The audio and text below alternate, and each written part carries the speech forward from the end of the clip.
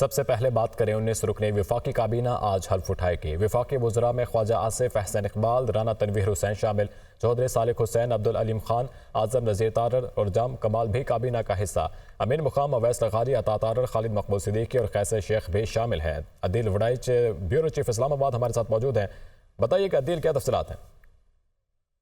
جی، prime minister کی جانب سے جو ایوان صدر کو خط لکھا گیا ہے اس میں یہ کہا گیا ہے کہ صدر مملکت اپوائنٹ کریں فیڈرل منسٹرز کو، جس میں خواجہ محمد آصف ہیں، احسن اقبال ہیں، رانا تنویر حسین ہیں، اعظم نذیر تارڑ ہیں، چودھری صالح حسین ہیں، عبدالعلیم خان ہیں، جام کمال خان ہیں، انجینئر امیر مقام، سردار اویس احمد خان لغاری، عطا اللہ تارڑ، خالد مقبول صدیقی، قیصر احمد شیخ اور ریاض حسین پیرزادہ ہیں۔ جبکہ جو 2 سینیٹرز ہیں ان کو بھی منسٹر اپوائنٹ کرنے کی پرائم منسٹر نے منظوری دی ہے، جس میں اسحاق ڈار ہیں اور مصدق ملک شامل ہیں۔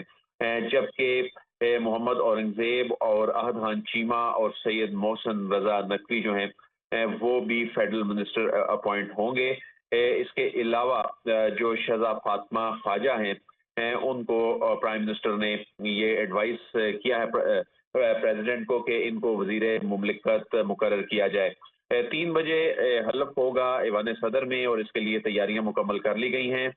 صدر آصف علی زرداری حلف لیں گے اس 19 رکنی کابینہ سے، اور اس حوالے سے جو پورٹ فولیوز ہیں اگرچہ یہ ایوان صدر کو نہیں بھجوائے جاتے، لیکن جو حکومتی ذرائع کی جانب سے کنفرم کر دیا گیا کہ خواجہ محمد آصف جو ہیں وہ دفاع کے وزیر ہوں گے، احسن اقبال پلاننگ کے، اس کے علاوہ اعظم نذیر تارڑ جو ہیں وہ قانون کا قلمدان سنبھالیں گے، عطا اللہ تارڑ وفاقی وزیر اطلاعات و نشریات ہوں گے، اس کے علاوہ جو محسن نقوی ہیں وہ داخلہ کے امور دیکھیں گے، اور محمد اورنگزیب معاشی ٹیم کے سربراہ ہوں گے۔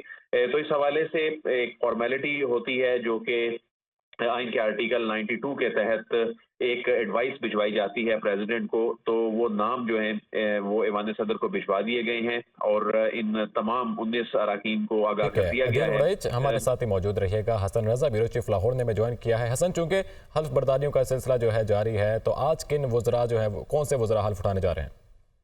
دیکھیں، اگر آج دیکھا جائے تو یہ تمام 13 رکنی کیبنٹ جو ہے وہ حلف اٹھائے گی، اور ان کے ساتھ ساتھ دیگر جو 6 ماہ کے لیے بھی وزراء بنائے جا رہے ہیں ان کو بھی ہدایت جاری کر دی گئی ہیں کہ وہ یہاں پر پہنچے، اور یہ تمام افراد اس ٹائم جو ہے وہ اسلام آباد میں موجود ہیں، جبکہ 3 افراد جو وفاقی وزیر بنیں گے وہ ایوان صدر میں موجود ہیں، جن میں اگر دیکھا جائے تو محمد اورنگزیب، سید محسن رضا نقوی اور مصدق ملک جو ہے وہ وہاں پر موجود ہیں۔ اطلاعات یہی ہے کہ یہاں پر باقاعدہ جب آف ٹیکنگ ہوگی تو تمام افراد وہاں پر موجود ہوں گے۔ اگر دیکھا جائے تو اس کیبنٹ میں بہت جو ہے وہ تمام سنجیدگی سے جائزہ لیا گیا کہ جو اہم وفاقی وزارتیں ہیں وہ اہم قلمدان وہ ان افراد کو دیا جائے جن کی ماضی میں یا تو پرفارمنس بہتر رہی ہو یا وہ مستقبل میں IMF کے ساتھ معاملات کو بہتر انداز میں لے کے چل سکتے ہوں، جس میں انہوں نے اورنگزیب کا نام سامنے رکھا جو کہ جسٹس رمدے کے داماد بھی ہیں اور ایک بڑے بینک کے پریزیڈنٹ بھی ہیں،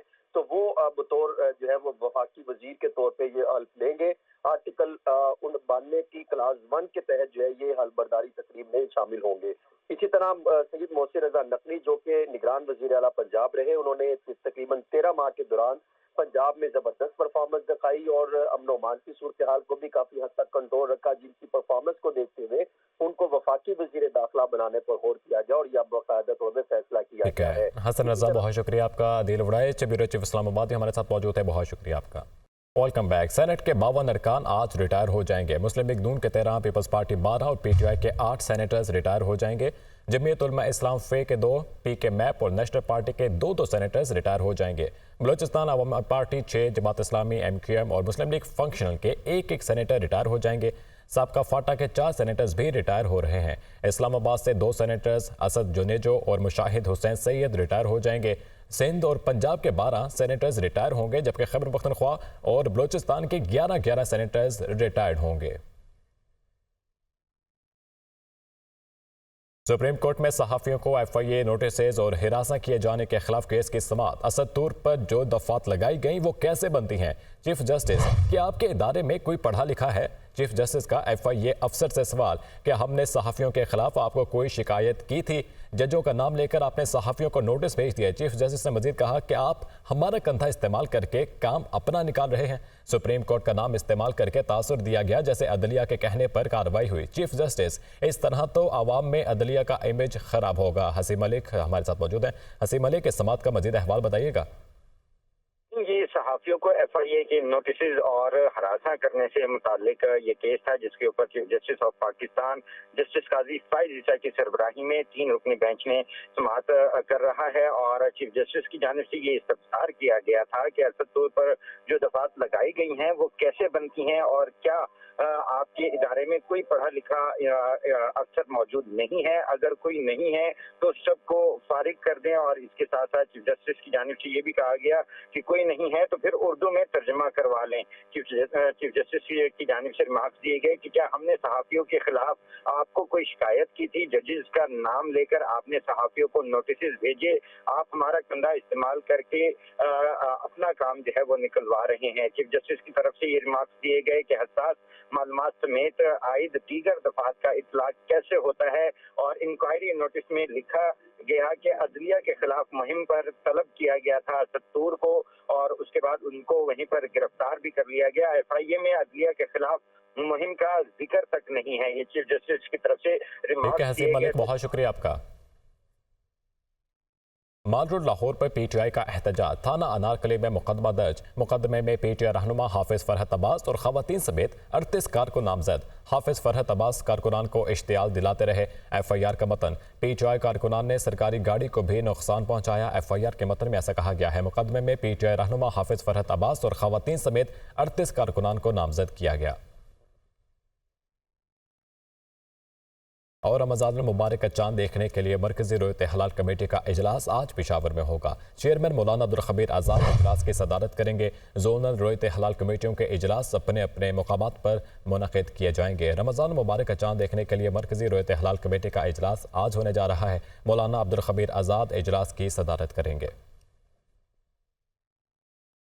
محکمہ موسمیات کے مطابق رمضان کے چاند کی پیدائش پاکستانی وقت کے مطابق 10 مارچ دوپہر 2 بجے ہوئی۔ آج ملک بھر میں رمضان المبارک کا چاند نظر آنے کے قوی امکانات ہیں۔ چاند کی پیدائش کیسے ہوتی ہے؟ عام آنکھ سے چاند دیکھنے کے لیے اس کی کم از کم عمر کتنی ہونی چاہیے؟ اس حوالے سے دیکھتے ہیں یہ رپورٹ۔ سائنسی اعتبار سے چاند کی پیدائش ہے کیا، یا پھر نیا چاند کسے کہتے ہیں؟ اس کے لیے ہمیں نظام شمسی کو سمجھنا ہوگا۔ نظام شمسی میں موجود ہر سیارہ سورج کے گرد انتہائی منظم انداز سے اپنے مدار میں چکر کاٹ رہا ہے۔ جب چاند گردش کرتے کرتے زمین اور سورج کے عین درمیان آ جاتا ہے تو اسے ہم چاند کی پیدائش کہتے ہیں۔ پیدائش کے وقت چاند پر پڑنے والی سورج کی روشنی منعکس ہوتی ہے اور زمین پر نہیں پہنچ پاتی، اسی لیے چاند زمین پر رہنے والوں کو نظر نہیں آتا۔ چاند کی پیدائش فطری عمل ہے جو اپنے پیدا ہونے کے 14 دن اور کچھ گھنٹوں بعد پورے جوبن پر ہوتا ہے۔ اس طرح آئندہ 14 دن اور کچھ گھنٹوں بعد اس کی واپسی کا عمل مکمل ہو جاتا ہے اور اس نئے چاند کی پیدائش ہو جاتی ہے۔ ماہرین کے مطابق کھلی آنکھ سے چاند دیکھنے کے لیے اس کی کم سے کم عمر 26 گھنٹے اور افقی زاویہ 8 سے 10.5 ڈگری ہونا چاہیے۔ چاند کا سرکل مکمل ہونے کے لیے 29 دن اور کچھ گھنٹوں کا عمل دخل ہوتا ہے۔ انہیں اضافی گھنٹوں کے باعث چاند کبھی 29 اور کبھی 30 دن کا ہوتا ہے۔ چاند جو کہ زمین کے گرد چکر لگاتا ہے، چاند کی ایک خاص پوزیشن جسے ہم ایسٹرونومی کے لینگویج میں کنجنکشن کہتے ہیں، جب چاند سورج اور زمین کے بیچ میں ہوتا ہے تو اس پوزیشن کو ہم کنجنکشن کہتے ہیں۔ ایک کنجنکشن سے دوسرے کنجنکشن کا جو وقفہ ہے وہ 29 دن 12 گھنٹے ہوتے ہیں۔ تو اسی لیے اسلامی کیلنڈر جو ہے میں چاند کا جو مہینہ ہے کبھی 29 کا ہوتا ہے کبھی 30 کا ہوتا ہے، یعنی کنجنکشن کے وقت جو ہے ہمیں چاند نظر نہیں آتا۔ اس وقت چاند کی جو عمر ہے ہم اس وقت اس کو کہتے ہیں 0 ہوتی ہے۔ اپنی پیدائش کے بعد چاند اپنے مدار میں آگے کی طرف سفر شروع کرتا ہے، جس کے بعد زمین سے دیکھنے پر سورج اور چاند کے درمیان فرق زاویہ بڑھنے لگتا ہے۔ جیسے جیسے یہ زاویہ 0 ڈگری سے بڑھنے لگتا ہے تو یہ ہلال کی شکل اختیار کرنا شروع کر دیتا ہے۔ چونکہ چاند کا مدار گول کی بجائے بیضوی ہے، یہی وجہ ہے کہ سال کے مختلف حصوں میں اس کی رفتار مختلف ہوتی ہے، اس لیے یہ زاویہ بھی مختلف شرح سے ہی آگے بڑھتا ہے۔ ماہرین کے مطابق اسلامی مہینے کے 29 تاریخ کو چاند باریک ہونے کی وجہ سے نظر آنے کے امکانات کم ہوتے ہیں، جبکہ 30 تاریخ کو چاند چوڑائی میں زیادہ ہونے کی وجہ سے بآسانی دیکھا جا سکتا ہے۔ چاند ایک تو یہ ہوتا ہے اس کی ایج تو امپورٹنٹ ہوتی ہے، لیکن اس کے علاوہ اور 2 امپورٹنٹ پیرامیٹرز ہوتے ہیں۔ تو ایک تو یہ کہ چاند کس جگہ سے دیکھا جا رہا ہے۔ तो उस पर उसके आसमान में पोजीशन क्या है। नया चांद चूँकि आपको पता है कि बहुत बारीक होता है, तो जो रोशन हिस्सा होता है तो उसकी चौड़ाई बहुत इंपॉर्टेंट होती है। उसको एस्ट्रोनॉमी की लैंग्वेज में एल्यूमिनेशन भी कहते हैं। अगर जैसे मिसाल के तौर पे 1% एल्यूमिनेशन हो तो चांद नज़र आने का इम्कान है। महकमा मौसमियात के मुताबिक रमज़ान के चांद की पैदाइश पाकिस्तानी वक्त के मुताबिक 10 मार्च दोपहर 2 बजे हो चुकी है और 11 मार्च को गुरूब आफ्ताब के बाद चांद की उम्र लगभग 29 घंटे होगी और 74 मिनट तक उफक पर देखा जा सकेगा। चांद जो है 10 मार्च को दोपहर 2 बजे जो है पैदा हो चुका है और 11 तारीख को अगर हम कराची के हवाले से बात करें तो चांद की उम्र जो है उस वक्त तकरीबन 29 घंटे और 2 मिनट होगी। 74 मिनट तक हम जो है चांद को देख सकते हैं या आप कहें कि उफक के ऊपर चांद जो है मौजूद रहेगा और यही सूरत हाल लगभग जो है पेशावर और लाहौर और इस्लामाबाद में रहेगी। तो इस तरीके से हम उम्मीद कर रहे हैं कि इंशाअल्लाह 11 तारीख को जो है चांद जो है नज़र आ जाएगा। रमज़ान मुबारक के चांद की रोयत के लिए मरकजी इजलास सोमवार 11 बजे बाद नमाज असर पेशावर में होगा। चेयरमैन मरकजी रोयत हलाल कमेटी मौलाना सैयद मोहम्मद अब्दुल खबीर आज़ाद इजलास की सदारत करेंगे।